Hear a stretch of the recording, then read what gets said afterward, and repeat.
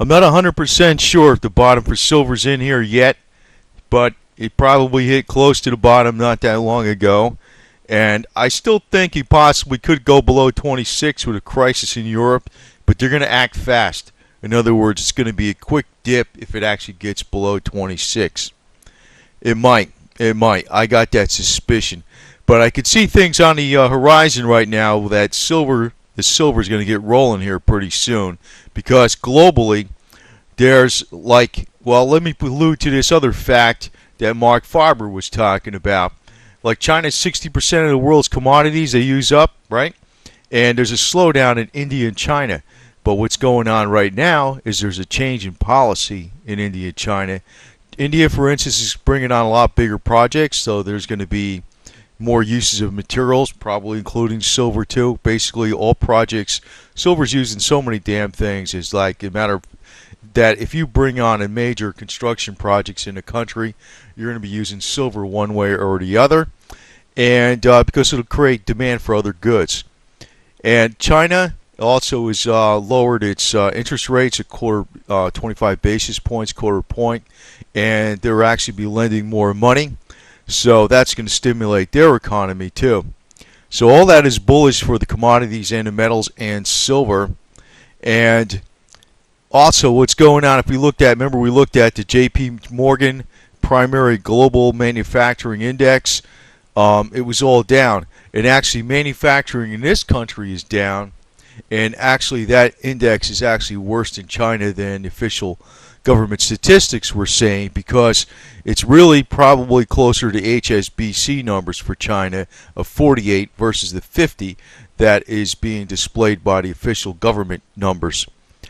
Now, since all this is looking down, and actually even unemployment is probably not looking good, probably the figures are starting to look bad again, Bernanke's going to act pretty soon. It may be at the next FOMC meeting.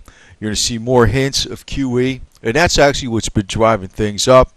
But I just want to caution, I'm not jumping in on any leverage until I might miss out, because I've already got most of my money in metals, and I think it's foolish to put all your money in metals, but I'll actually go more if I see it go below 26.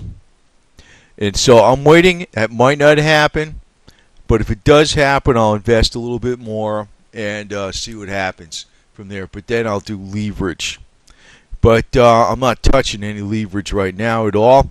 And I do think that you're going to see some very explosive prices in silver this year.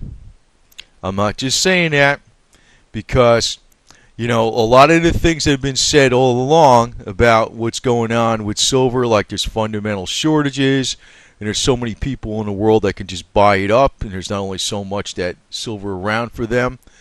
And but I don't want to state that there's like a conspiracy per se, because everything's down right now. What's going to happen is everything's going to go up, silver's going to go up, and actually silver's going to go up more than the other assets. That's what's going to happen. Silver's going to outperform the other asset classes. So I think that this year we're probably going to see explosive moves in silver, and the ball in silver is going to get rolling here fairly soon, because you're seeing a different change of policy, economic policy, credit policy by China and also India already. And what's going to happen with the Fed? We already saw some hints about extending Operation Twist, right? That's what caused the metals to spike that one day. I just think there's going to be like a little bit of a fake out here probably before all this comes to fruition. It might actually see a downturn, but if that happens, that's what's going to force their hand to act. But I'm not 100% sure that, that silver is going to go solidly below 26. I lean towards that. I think the bottom is not here yet. But it's going to be short-lived. It's going to be short-lived. It might just be a couple days where it does that, and it's going to bounce hard. So, this year, we're going to see record prices on silver. I'm stating this almost like it's a fact. And, you could throw stones at me later if it doesn't, but I'm pretty damn sure of it. It's almost like But you're going to see food going up a lot. You're going to see copper going up a lot. You're going to see a lot of commodities going up. But silver is going to be one of the better performing commodities. And I think the one other commodity out there that might actually outperform silver is going to be palladium. Something most people aren't thinking about. But once the ball gets rolling on silver, and it will, the global economy is going to create too much of a demand for it. And you got to figure this. The next problem, in other words, back in 2006, there was the warnings about private credit going broke, banks and things like that. Banks were overextended on loans to the housing market. And you know what that caused, right? A massive QE, but a pullback in the metals, right? First, but then a massive QE and all the metals went up high.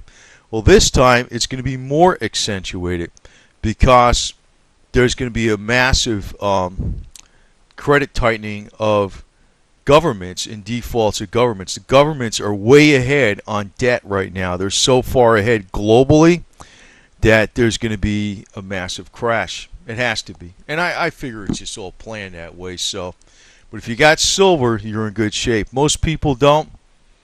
And,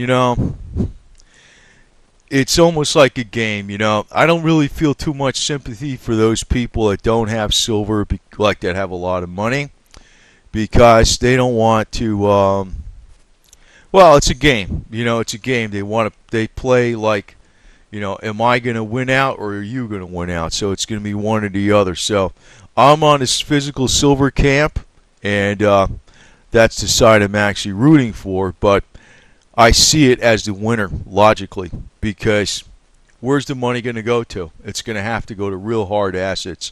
When some governments default and people can't get their money out of banks and things like that as fast as they want, there's going to be a lot more people going into physical metals. That's just common sense. And some of the things about restrictions on how much they could take out of the ATM machines, I mean, there's already things coming out in Europe that are they're talking about that. So, it's going to come about where it's going to go from the crisis will go from maybe from there to the United States, and people are going to panic into the metals. That's where we're going to see some crazy prices. That's where we're going to see the hundreds of dollars per ounce, and it will come about. It will. The ball is going to get rolling this year, and we're going to see some really great gains. Maybe a pullback after it gets up to 70-something. Then it'll probably drop down below 50, but that's not going to be the end of the bull market. No, by no means. By no means. It's going to go up to the hundreds of dollars an ounce. No problem.